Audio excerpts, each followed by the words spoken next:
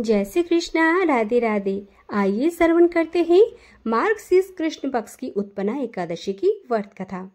नैमिषारण्य तीर्थ में 88,000 ऋषि मुनियों ने एकादशी की उत्पत्ति एवं महात्म्य के तथ्य को जानने के लिए श्री सुत जी से निवेदन किया। श्री सुत जी ने कहा कि हे ऋषियों, द्वापर युग में मनोकामना पूर्ण करने वाली अनंत पुण्य प्रदायिनी एकादशी की उत्पत्ति, महात्म्य आदि के बारे में पांडव श्रेष्ठ युधिष्ठिर ने भी अश्वमेध यज्ञ के समय भगवान श्री कृष्ण से यही प्रश्न किए थे। फिर युधिष्ठिर ने पूछा, हे भगवान, पुण्यमयी एकादशी कैसे उत्पन्न हुई? इस संसार में क्यों पवित्र मानी गई है तथा देवताओं को कैसे प्रिय हुई? इसका महात्म्य और विधि विधान क्या है? इसको करने से क्या पुण्य फल मिलता है? उपवास के दिन जो क्रिया की जाती है, आप सब कृपया करके हमें बताने का कष्ट करें।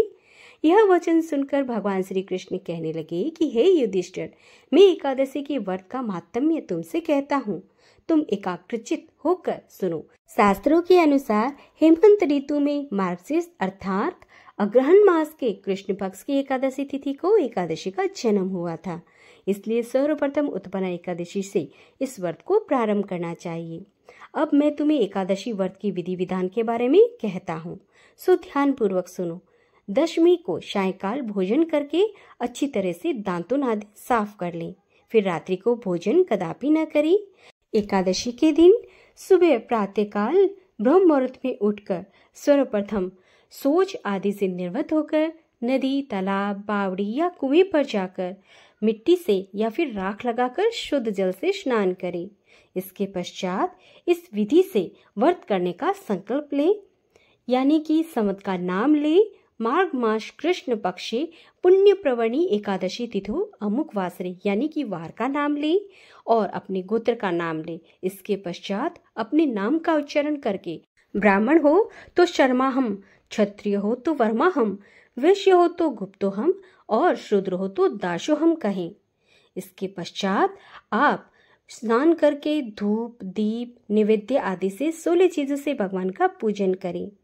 इस दिन व्रत करने वाला चोर, पाखंडी, पर स्त्रीगामी, निंदक, मिथ्याभाषी तथा किसी भी प्रकार के पापी मनुष्य से बात न करें। भगवान का पूजन करें और रात को दीपदान करें। यह सब कर्म भक्ति और श्रद्धा युक्त होकर ही करें। रात्रि को शयन व प्रसंग नहीं करना चाहिए। सारी रात्रि भजन कीर्तन आदि करना चाहिए और जो कुछ पहले जाने अनजाने में पाप किए हों उनकी क्षमा मांगनी चाहिए। धर्मात्मा पुरुषों को कृष्ण पक्ष तथा शुक्ल पक्ष दोनों एकादशियों को समान समझना चाहिए। आइए अब श्रवण करते हैं एकादशी व्रत का महात्म्य। जो मनुष्य उपरोक्त विधि के अनुसार एकादशी का व्रत करते हैं, उन्हें शंख द्वार तीर्थ में स्नान करके भगवान के दर्शन करने से जो फल प्राप्त होता है वह एकादशी के 16वें भाग के समान भी नहीं है। व्यतीत पाद के दिन दान देने का 1,00,000 गुना फल होता है। संक्रांति से 4,00,000 गुना तथा सूर्य ग्रहण से स्नान करने वाले से जो फल मिलता है वही पुण्य एकादशी के दिन व्रत करने से प्राप्त होता है। अश्वमेध यज्ञ से करने से 100 गुना तथा 1,00,000 तपस्वियों को 60 वर्ष तक भोजन कराने से 10 गुना, 10 ब्राह्मणों को अथवा 100 ब्रह्मचारियों को भोजन कराने से 1000 गुना पुण्य भूमि दान करने से होता है। उससे 1000 गुना पुण्य कन्यादान करने से होता है और उससे 10 गुना पुण्य विद्यादान करने से होता है। विद्यादान से 10 गुना पुण्य भूखे को भोजन कराने से होता है। अन्नदान के समान इस संसार में कोई ऐसा कार्य नहीं है जिसे देवता और पितर दोनों तृप्त हो सके, परंतु एकादशी के व्रत का पुण्य सबसे अधिक होता है। 1000 यज्ञों से भी अधिक इसका फल होता है। एकादशी के व्रत का प्रभाव देवताओं को भी दुर्लभ है। रात्रि को भोजन करने वाले को उपवास का आधा फल मिलता है और दिन में एक बार भोजन करने वालों को उसका आधा फल मिलता है, परंतु निर्जल व्रत रखने वालों को महात्म्य तो देवता भी वर्णन नहीं कर सकते। युधिष्ठिर कहने लगे, हे भगवान, आपने हजारों यज्ञ और 1,00,000 गोदान के पुण्य से भी बढ़कर एकादशी के व्रत का पुण्य को क्यों बतलाया है? सो सब कुछ हमें विस्तार पूर्वक कहिए। भगवान बोले, हे राजन, अब मैं तुम्हें एक पौराणिक कथा कहता हूँ, सो ध्यान पूर्वक सुनो। सतयुग में मूर नाम का एक दैत्य था। वह अत्यंत बलवान और भयानक था। उस प्रचंड दैत्य ने इंद्र, आदित्य, वसु, वायु, अग्नि आदि सब देवताओं को पराजित करके उसे भगा दिया। तब इंद्र आदि देवताओं ने शिव जी से अपने दुख को कहा और बोले, हे कैलाशपति, मूर्ख दैत्य से भयभीत होकर सब देवता मृत्युलोक में विचरण कर रहे हैं। कृपया करके आप हमारे इस कष्ट को दूर करने का उपाय बताइए। तब शिव जी कहने लगे कि हे देवेंद्र, तीनों लोगों के स्वामी, भक्तों के दुखों का नाश करने वाले भगवान विष्णु की शरण में जाओ, वही तुम्हारे दुखों को दूर कर सकते हैं। शिव जी के ऐसे वचन सुनकर इंद्रादि सब देवता क्षीर सागर में पहुंचे। वहां भगवान को शयन करते हुए देखकर इंद्रादि सभी देवता हाथ जोड़कर उनकी स्तुति करने लगे। हे देवताओं द्वारा स्तुति करके योग्य प्रभु, आपको बारंबार नमस्कार है। देवताओं की रक्षा करने वाली मधुसूदन, आपको नमस्कार है। आप हमारी रक्षा करें। दैत्यों से भयभीत होकर सब देवता आपकी शरण में आए हैं। अब आप इस संसार के कर्ता, माता पिता, उत्पत्ति तथा पालन करता और श्रृंगार करने वाले हैं। सबको शांति प्रदान करने वाले हैं। आकाश और पाताल आप ही हैं। तीनों लोगों को उत्पन्न करने वाले ब्रह्मा, सूर्य, चंद्र, अग्नि, सामग्री, होम, आहुति, मंत्र, तंत्र, जप, यजमान, यज्ञ, क्रम, कर्ता, भोक्ता भी आप ही हैं। हे भगवान, दैत्यों ने हमको जीतकर स्वर्ग से निकाल दिया है। आप उन दैत्यों से हमारी रक्षा करें।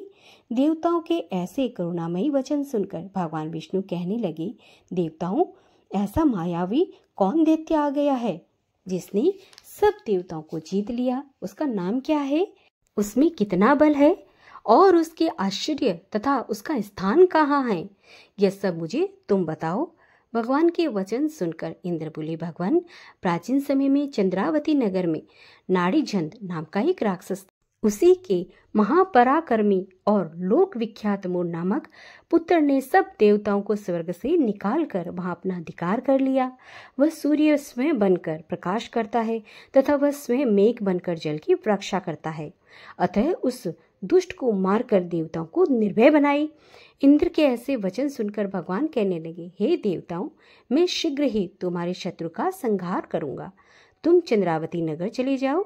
इतना कहकर भगवान ने सब देवताओं को सहित चंद्रावती नगर को प्रस्थान किया। उस समय दैत्यपति मुर दैत्य सेना सहित युद्ध भूमि में गरज रहा था। युद्ध होने पर असंख्य दानव अनेकों शस्त्र अस्त्रों को धारण कर देवताओं से युद्ध करने लगे, परंतु देवता भय के मारे चारों दिशाओं में भागने लगे। जब स्वयं भगवान रणभूमि में आए तो दैत्य उनको भी देखकर अनेक प्रकार के अस्त्र शस्त्र आयुध लेकर दौड़े।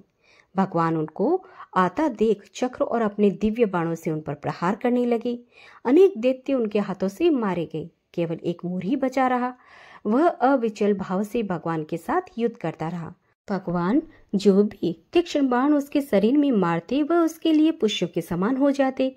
शस्त्रों के प्रहार से उसका शरीर छिन्न भिन्न हो गया, परंतु वह युद्ध भी करता रहा।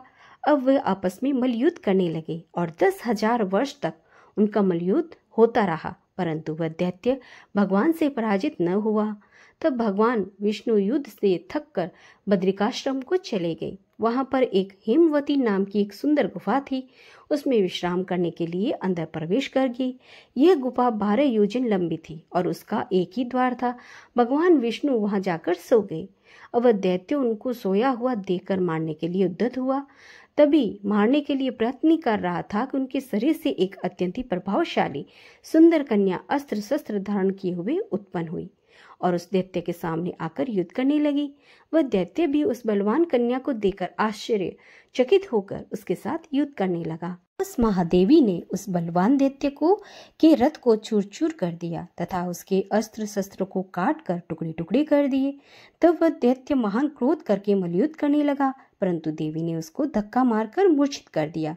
जब वह दैत्य मूर्छा से जागा तो उस देवी ने उसका सिर काट डाला। इस प्रकार वह दैत्य तो पृथ्वी पर गिरकर मृत्यु को प्राप्त हुआ और बाकी दैत्य डर के मारे पाताल लोक चले गए। जब भगवान विष्णु की निद्रा टूटी तो उन्होंने मूर दैत्य के कटे हुए सिर व दोनों हाथ जोड़कर खड़ी हुई एक कन्या को देखा। तब भगवान ने उस कन्या से पूछा कि हे देवी, जिस दैत्य से इंद्रादिक आदि सब देवता भयभीत होकर स्वर्ग से भाग गए थे, उसको किसने मारा? वह कन्या कहने लगी, भगवान, जब आप निद्रा में थे तो यह दैत्य आपको मारने के लिए उद्यत हुआ। उसी समय आपकी योग माया द्वारा आपके शरीर से उत्पन्न होकर मैंने इस दैत्य को मार गिराया। यह सुनकर भगवान कहने लगे कि हे देवी, तुमने देवताओं के भय को दूर करके बड़ा ही कार्य किया है, अतः तुम अपनी इच्छा अनुसार वर मांगो। तब देवी बोली, हे भगवान, यदि आप मुझको वरदान देना ही चाहते हैं तो यह वरदान दीजिए कि जो कोई मेरा व्रत करे उसके सब पाप नष्ट हो जाए और अंत में वह मोक्ष को प्राप्त हो जाए।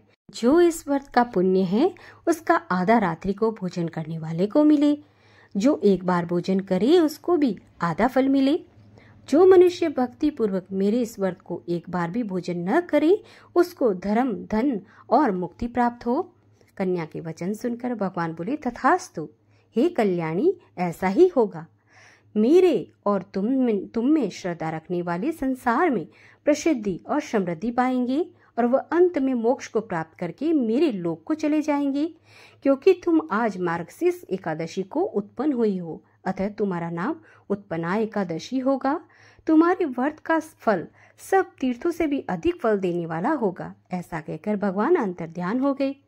भगवान श्री कृष्ण ने कहा, हे युधिष्ठिर, सब तीर्थों के फल से एकादशी व्रत का फल सर्वश्रेष्ठ होता है। एकादशी व्रत करने वाले के सब शत्रु भाग जाते हैं और अंत में वह मोक्ष प्राप्त करता है। यह मैंने तुम्हें एकादशी की उत्पत्ति का सब वृत्तांत बताया है।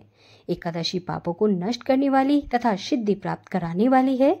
उत्तम पुरुषों को दोनों पक्ष की एकादशी समान ही माननी चाहिए।